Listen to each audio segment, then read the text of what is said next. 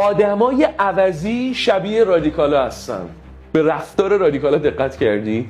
وقتی یه عددی کوچولوه بین 0 و 1 بره زیر رادیکال، مثلا 1/4، رادیکالا بهش پر و بال میدن، بزرگش میکنن، رادیکال 1/4 میشه 1/2.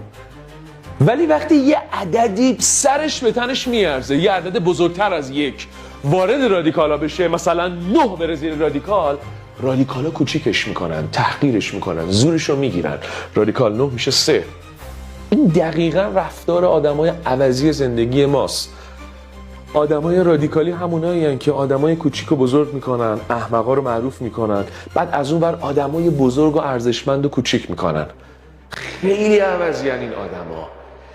یه جوری موفق شو لطفاً که آدمای رادیکالی اطراف دهنشون سرویس بشه.